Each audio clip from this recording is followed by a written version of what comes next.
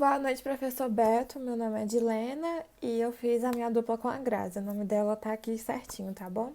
Então, a gente fez um resumo dos dois textos que o senhor pediu e fez a conclusão. Eu vou ler porque ficou um pouquinho extenso, então espero que o senhor não se importe, tá bom? Então, o método da economia política, Karl Marx. O entendimento sobre o método econômico é descoberto através da análise das relações gerais e abstratas, a troca entre as nações e o mercado mundial.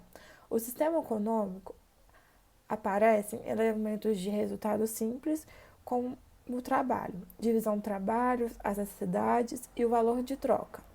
Marx revela que o concreto é concreto, pois possui várias determinações múltiplas, aparece no pensamento como o processo da síntese, como um resultado, não como ponto de partida, pois é também o ponto de partida da intuição e da representação. O dinheiro exerce desde muito cedo um papel multilateral.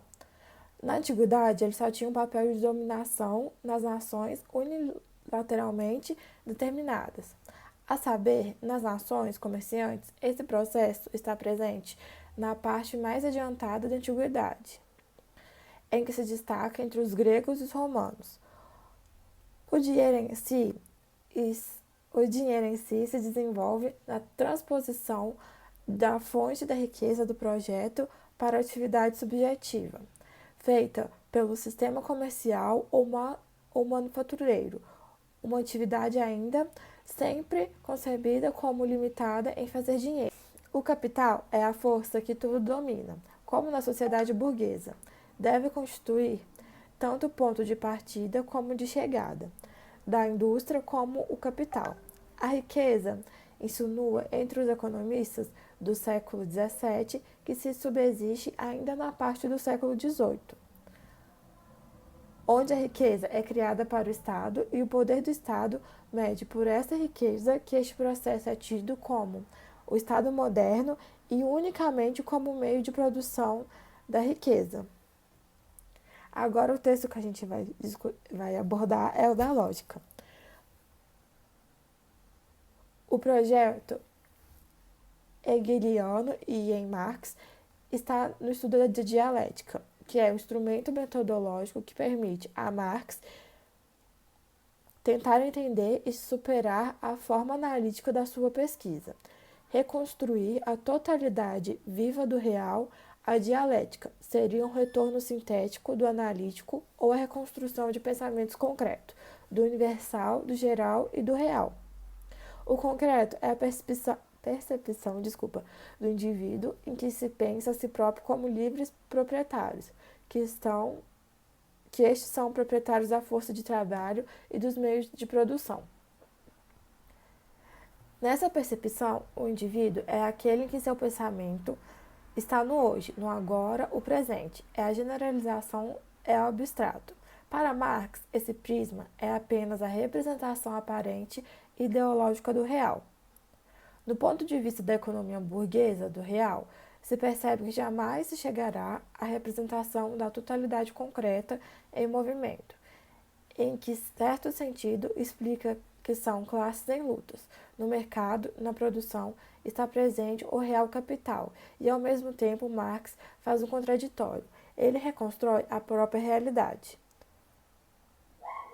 que caminha e discute contra si próprio, ou seja, uma representação em logos que procura não só lançar uma ponte contraditória entre o lógico e o histórico, mas também entre o próprio logos como representação do real logos como um novo elemento concreto.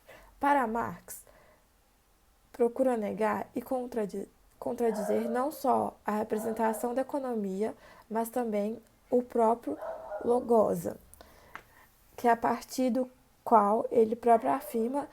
Deste ponto de vista, em Marx, entende-se que ele expõe de modo revolucionário para explicar o capital, colocado aspectos da totalidade histórica como luta de classes.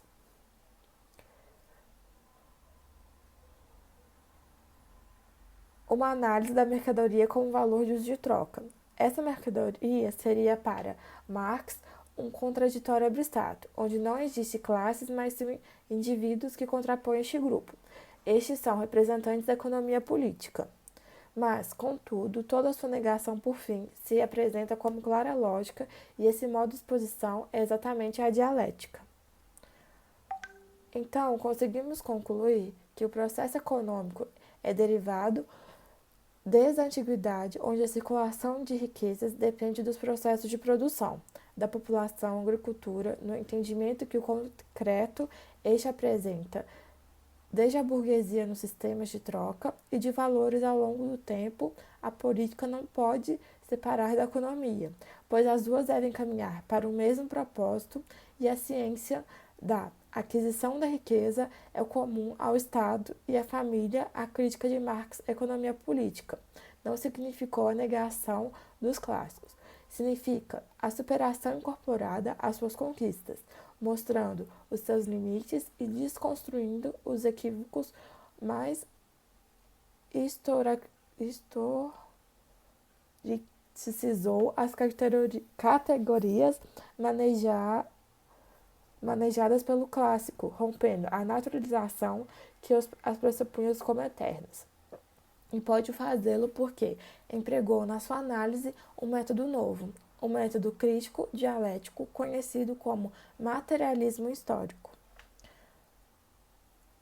realizando uma autêntica revolução teórica. Marx jogou toda a força da sua preparação científica, da sua cultura e de suas energias intelectuais numa pesquisa determinada à análise das leis do movimento da capital, desde o início, onde tudo começou até chegar aos dias de hoje. Em análise, constitui a base para aprender a dinâmica da sociedade burguesa capitalista, já que nessa sociedade o conjunto das relações está subordinado ao comando do capital em si. Bom, professor, esse foi o nosso texto, nosso resumo e a nossa conclusão. Espero que o senhor goste e uma boa noite para o senhor. Muito obrigada.